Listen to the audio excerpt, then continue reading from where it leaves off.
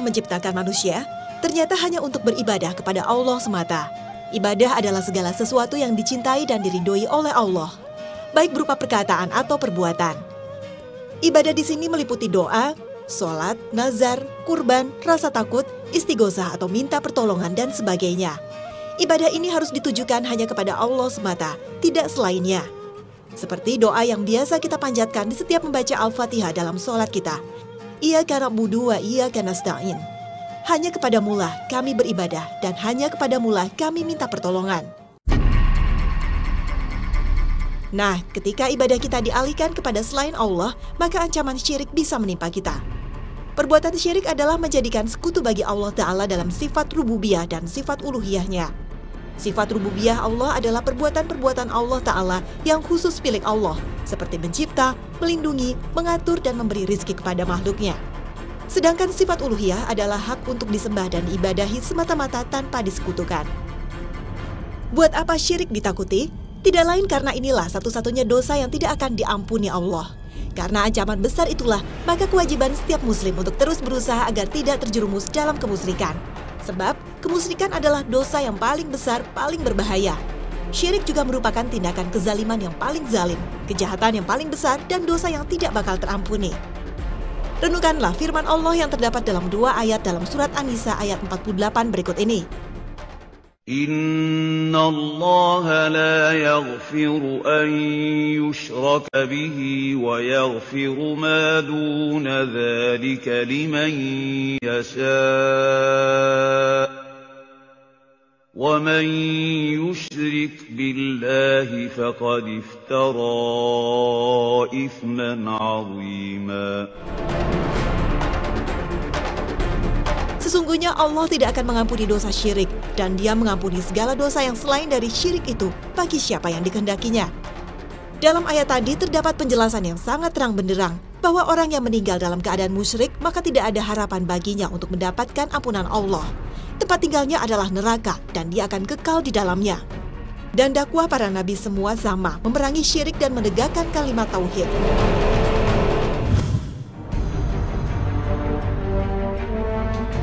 Kapankah kesyirikan melanda manusia? Setelah Nabi Adam alaihissalam bertaubat dan mendapatkan ampunan dari Allah, mulailah babak baru kehidupan manusia di dunia. Dari Adam dan Hawa lahir keturunan yang bakal dan kemudian menjadikan cikal bakal pertumbuhan manusia di kolong langit ini. Zaman terus berganti, keturunan Adam alaihissalam semakin lama semakin bertambah banyak. Dalam rentang waktu berabad-abad, seluruh manusia dari zaman Nabi Adam berada dalam keyakinan yang lurus. Mereka seluruhnya mengesahkan Allah dan sama sekali tidak menyekutukannya. Tidak ada yang menyembah selain Allah, tidak ada yang beribadah selain kepada Allah. Akhirnya iman kian melemah, penyelewengan dan kezaliman terbesar mulai terjadi pertama kali dalam sejarah manusia. Itu terjadi sekitar 10 generasi setelah Nabi Adam. Ibnu Abbas mengatakan jarak waktu antara Adam dan Nuh adalah 10 generasi seluruh manusia dalam Islam Tauhid. Ya, kesyirikan pertama kali terjadi pada kaum Nabi Nuh alaihi salam. Saat itu manusia mulai berani mensekutukan Allah dengan makhluknya. Dari berbagai riwayat, awal munculnya syirik tak lain karena umat Nabi Nuh berlebihan dalam menghormati orang-orang soleh. Awalnya orang-orang soleh hanya digambar, kemudian dibuatkan patung. Tujuannya hanya untuk menghormati orang-orang soleh. Mereka ingin agar anak cucu mereka bisa mengenal orang-orang soleh itu. Di dalam surat An-Nuh disebutkan orang-orang soleh itu adalah Wad, Suwa, Yaguts, Ya'ug, dan Nasr. Mereka ini adalah orang-orang saleh yang bertauhid, tidak berbuat syirik. Mereka juga ahli ibadah dan juga berdakwah menyeru kaum mereka kepada Allah, layaknya ustadz atau kiai di zaman sekarang. Mereka amat dicintai oleh kaum Nabi Nuh. Hanya saja rasa hormat yang berlebihan itu justru melahirkan sikap pengkultusan dan gulu atau penghormatan yang sangat berlebihan pada diri orang-orang saleh. Setan pun menyambar kesempatan ini. Dengan tipu dayanya, setan menjerumuskan generasi sesudah mereka. Mulanya, setan membisikkan kepada mereka agar membuat patung yang serupa dengan orang-orang saleh tadi dan meletakkan patung-patung tersebut pada tempat-tempat ibadah mereka. Sehingga saat mereka beribadah bisa melihat patung-patung tersebut, sehingga mereka mengingat dan mengenang kehebatan ibadah mereka. Mereka pun merasa semangat beribadahnya bertambah layaknya orang-orang saleh. Padahal itu semua hanya tipu daya setan, karena itu hanya akan menjerumuskan mereka kepada perbuatan syirik. Benar saja, setelah satu generasi hilang, generasi berikutnya akhirnya memperlakukan patung orang saleh itu layaknya Tuhan. Mereka beribadah kepada patung-patung itu. Mereka juga meminta pertolongan dalam semua hal melalui patung. Nabi Nuh pun datang, menyerukan kaumnya untuk kembali bertauhid. Mulailah Nabi Nuh alaihi salam berdakwah, dan ia berkata kepada kaumnya, لقد أرسلنا نوحا إلى قومه فقال يا قوم اعبدوا الله ما لكم من إله غيره إني أخاف عليكم عذاب يوم عظيم. Wahai kaumku, sembahlah Allah. Sekali-kali tidak ada Tuhan yang berhak disembah bagimu selain Dia. Sesungguhnya, kalau kamu tidak menyembah Allah, aku takut kamu akan ditimpa azab hari yang besar, kiamat. Maka di antara kaumnya ada yang mengikuti ajakannya. Mereka terdiri dari kaum fakir dan duafa atau lemah. Adapun orang-orang kaya dan kuat, maka mereka menolak dakwahnya. Terkadang Nabi Nuh dihina dan justru dianggap sesat. Bahkan ketika Nuh mendatangi sebagian umatnya, mereka menaruh anak jarinya ke telinga mereka agar tidak mendengar kata-kata beliau. Toh, Nabi Nuh tiada putus asa. Hanya saja, meski sudah ratusan tahun Nabi Nuh mengajak umatnya bertaubat, tidak banyak berhasil. Bahkan istri Nabi dan putranya pun tak mau mendengar ajakan Nabi Nuh. Para pemimpin musyrikin zaman Nabi Nuh alaihi salam ini bahkan melarang untuk meninggalkan syirik. Dalam Al-Quran, Allah berfirman, dan mereka berkata, jangan sekali-kali kamu meninggalkan penyembahan Tuhan-Tuhan kamu. Dan jangan pula sekali-kali kamu meninggalkan penyembahan Wad. Dan jangan pula Suwa, Yaguts, Ya'uq, dan Nazr. وَقَالُوا لَا تَذَرُنَّ آلِهَتَكُمْ وَلَا تَذَرُنَّ وَدًّا وَلَا سُوَاعًا وَلَا يَغُوثَ وَيَعُوقَ وَنَسْرًا. Setelah didakwahi hampir 900 tahun dan tak mau bertobat, maka Allah pun menurunkan laknat. Kaum Nabi Nuh ditenggelamkan banjir bandang.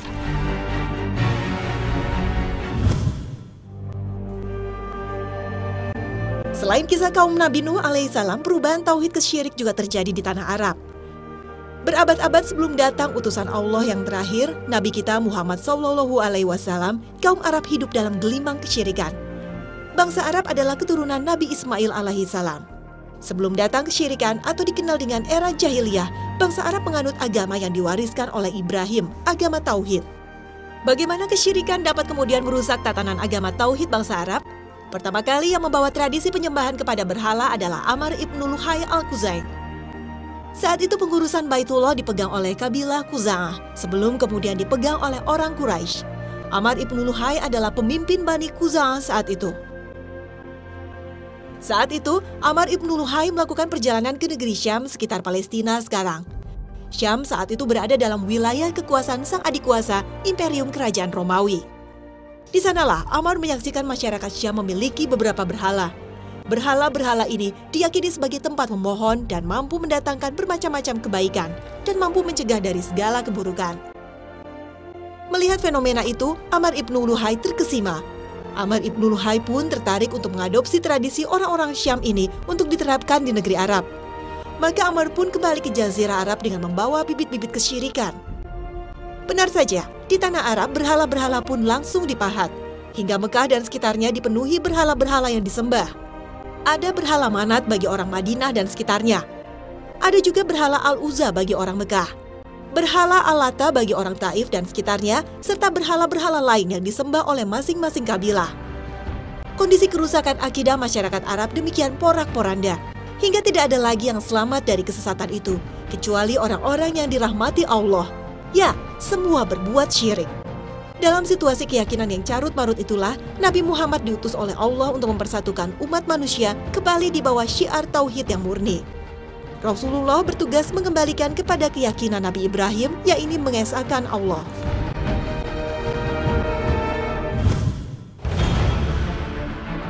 Selama 13 tahun dakwah Nabi Muhammad di Mekah adalah menanamkan dasar-dasar tauhid kepada umatnya. Ajakan hanya untuk meminta kepada Allah dan menuhankan Allah menjadi tugas utama. Di zaman itu, meski mereka menyembah berhala, masyarakat Arab tetap percaya Allah lah pencipta alam semesta. Bahkan ketika mereka dalam posisi kesulitan, terancam hidupnya, tetap meminta tolong kepada Allah. Hanya saja, ketika situasi telah nyaman, mereka kembali berbuat kemusyrikan. Banyak orang yang melakukan berbagai amalan dan perkara yang merupakan kemusyrikan, namun mereka tidak mengetahuinya. Bahkan sebagian orang tertipu dengan nama dan label yang terlihat Islami sehingga tercegah dari ibadah yang murni untuk Allah. Akhirnya melakukan berbagai hal yang haram, bahkan berbagai perbuatan kemusyrikan. Semoga Allah melindungi kita. Berikut ini adalah beberapa praktek kemusyrikan yang biasa dilakukan masyarakat Arab saat Nabi Muhammad diutus. Perbuatan pertama, orang-orang musyrik di zaman jahiliyah meyakini bahwa Allah adalah yang maha pencipta dan pemberi rizki bagi semua makhluknya.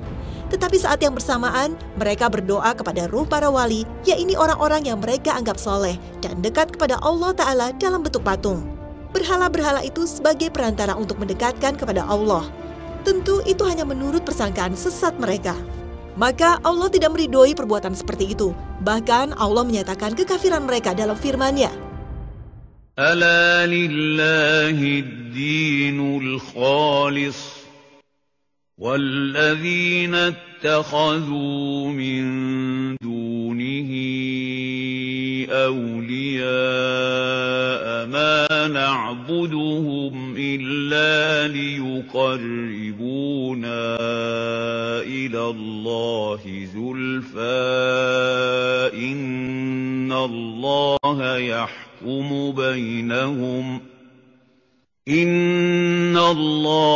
يحكم بينهم فيما هم فيه يختلفون إن الله لا يهدي من هو كاذب كفار.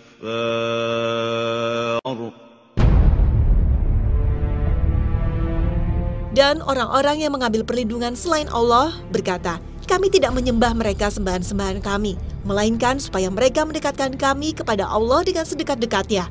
Sesungguhnya Allah akan memutuskan di antara mereka tentang apa yang mereka perselisihkan. Sesungguhnya Allah tidak akan memberi petunjuk kepada orang-orang yang pendusta dan sangat besar kekafirannya. Surat Az-Zumar ayat 3. Kita saksikan di zaman sekarang ini kebanyakan kaum muslimin meminta kepada ruh wali-wali. Mereka beribadah di makam-makam dengan tujuan untuk mendekatkan diri mereka kepada Allah. Ya, menjadikan para wali atau orang soleh sebagai perantara untuk meminta kepada Allah. Perbuatan yang kedua, orang musyrik di zaman jahiliyah selalu berdoa kepada Allah semata di waktu-waktu sulit dan sempit. Kemudian mereka menyekutukannya di waktu lapang. Allah berfirman, فَإِذَا رَكِبُوا فِي الْفُلْكِ دَعَوُا اللَّهَ مُخْلِصِينَ لَهُ الدِّينَ فَلَمَّا نَجَّاهُمْ إِلَى الْبَرِّ إِذَا هُمْ يُشْرِكُونَ. Maka apabila mereka mengarungi lautan dengan kapal, mereka berdoa kepada Allah dengan memurnikan agama baginya. Kemudian tatkala Allah menyelamatkan mereka sampai ke darat, tiba-tiba mereka kembali mempersekutukan Allah. Surat Al-Ankabut ayat 65. Maka, bagaimana mungkin diperbolehkan bagi seorang muslim untuk berdoa kepada selain Allah, baik dalam waktu sempit atau situasi lapang, sebagaimana yang sering dilakukan oleh banyak kaum muslimin di zaman ini.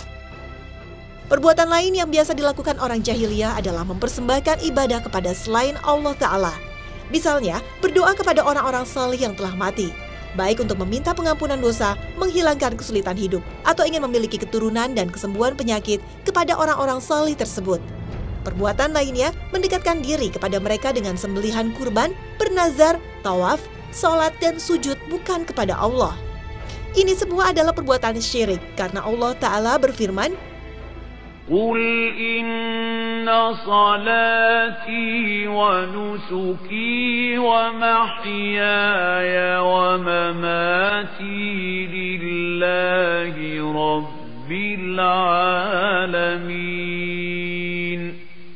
لا شريك له وَبِذَلِكَ أُمِرْتُ وَأَنَا أَوَّلُ الْمُسْلِمِينَ. وَبِذَلِكَ أُمِرْتُ وَأَنَا أَوَّلُ الْمُسْلِمِينَ. Katakanlah, sesungguhnya solatku, sembelihanku, hidupku dan matiku hanyalah untuk Allah, Rabb semesta alam, tiada sekutu baginya. Dan demikian itulah yang diperintahkan kepadaku dan aku adalah orang yang pertama-tama menyerahkan diri kepada Allah. Surat Al-An'am ayat 162-163.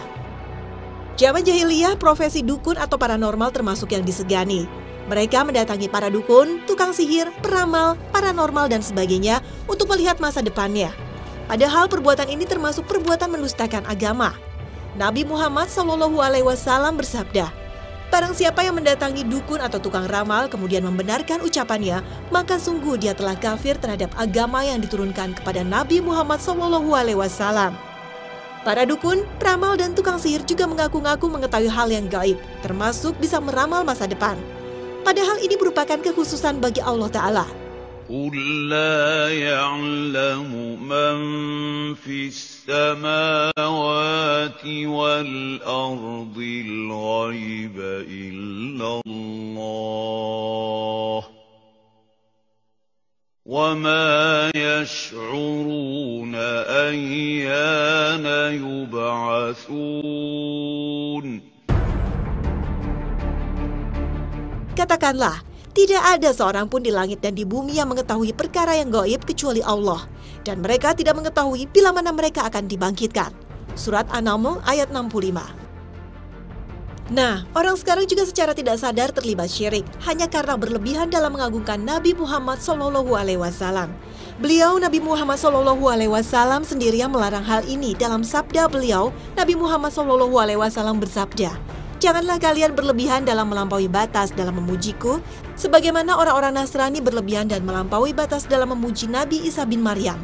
Karena sesungguhnya aku adalah hamba Allah, maka katakanlah hamba Allah dan Rasul-Nya." Maka Rasulullah SAW adalah seorang hamba. Tidak mungkin beliau ikut memiliki sebagian dari sifat-sifat yang khusus milik Allah Ta'ala. Umpamanya, mengetahui ilmu gaib, memberikan manfaat atau mudarat bagi manusia, atau mengatur alam semesta. Di antara bentuk pengagungan kepada Nabi Muhammad yang berlebihan dan melampaui batas adalah meyakini Nabi Muhammad mengetahui perkara yang gaib.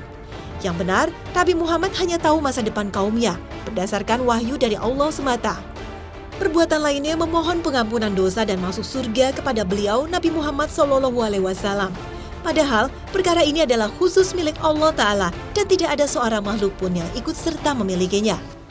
قُلْ لَا أَمْلِكُ لِنَفْسِي نَفْعًا وَلَا ضَرًّا إِلَّا مَا شَاءَ اللَّهُ وَلَوْ كُنْتُ أَعْلَمُ الْغَيْبَ لَاسْتَكْثَرْتُ مِنَ الْخَيْرِ وَمَا مَسَّنِيَ السُّوءُ إِنْ أَنَا إِلَّا نَذِيرٌ وَبَشِيرٌ لِقَوْمٍ يُؤْمِنُونَ. Katakanlah, wahai Muhammad, aku tidak berkuasa menarik kemanfaatan bagi diriku dan tidak pula menolak kemudaratan kecuali yang dikehendaki Allah. Dan seandainya aku mengetahui yang gaib, tentulah aku akan melakukan kebaikan sebanyak-banyaknya dan aku tidak akan ditimpa kemudaratan. Aku tidak lain hanyalah pemberi peringatan dan pembawa berita gembira bagi orang-orang yang beriman. Surat Al-A'raf ayat 188. Perbuatan lain yang merusak tauhid dan akidah seorang muslim adalah menggantungkan jimat, baik berupa benang, cincin, gelang, manik-manik atau benda lainnya. Benda itu ditaruh di leher, tangan, atau tempat lainnya dengan meyakini jimat tersebut sebagai penangkal bahaya dan pengundang kebaikan. Perbuatan ini dilarang keras oleh Rasulullah SAW dalam sabda beliau, "Barang siapa yang menggantungkan jimat, maka sungguh dia telah berbuat syirik." Demikian juga perbuatan atiara atau atatayur, yaitu menjadikan sesuatu sebagai sebab kesialan atau keberhasilan suatu urusan. Misalnya percaya angka 4 dan 13 atau sebagai nomor sial. Perbuatan ini juga dilarang keras oleh Rasulullah SAW dalam sabda beliau, "Melakukan atiarah adalah kesyirikan." Di zaman Rasulullah Muhammad, berbagai perbuatan syirik itu telah berhasil dikikis habis. Rasul yang terakhir, Nabi Muhammad SAW, telah menghancurkan gambar-gambar dan patung-patung yang dipuja. Entah mengapa, sekarang justru tumbuh kembali perbuatan syirik tersebut.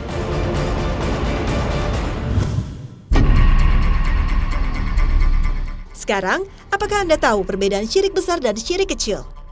Pengertian syirik besar adalah menyamakan selain Allah dengan Allah, baik dalam rububiyah, nama dan sifat ataupun dalam uluhiyah.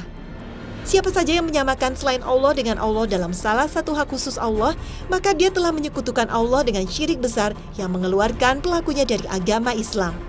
Syirik besar dapat mengeluarkan pelakunya dari agama Islam dan menjadikannya kekal di dalam neraka jika ia meninggal dunia dalam keadaan syirik dan belum bertobat daripadanya. Contoh syirik besar yakni syirik doa, yaitu di samping ia berdoa kepada Allah Subhanahu wa Ta'ala, ia juga berdoa kepada selainnya. Contoh lain, beribadah tetapi niat atau keinginan dan tujuan, yaitu ia menunjukkan suatu bentuk ibadah untuk selain Allah Subhanahu wa Ta'ala.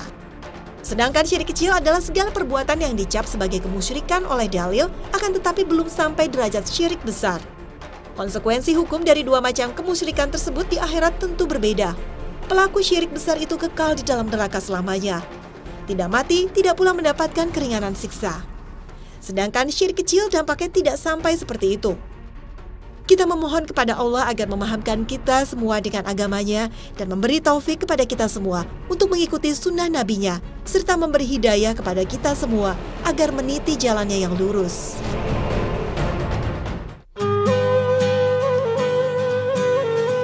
Nah, pemirsa setia Khasanah, berakhir sudah kebersamaan kita pagi ini. Jumpa lagi esok dengan informasi yang menebalkan keimanan dan meluaskan pengetahuan kita. Wassalamualaikum warahmatullahi wabarakatuh.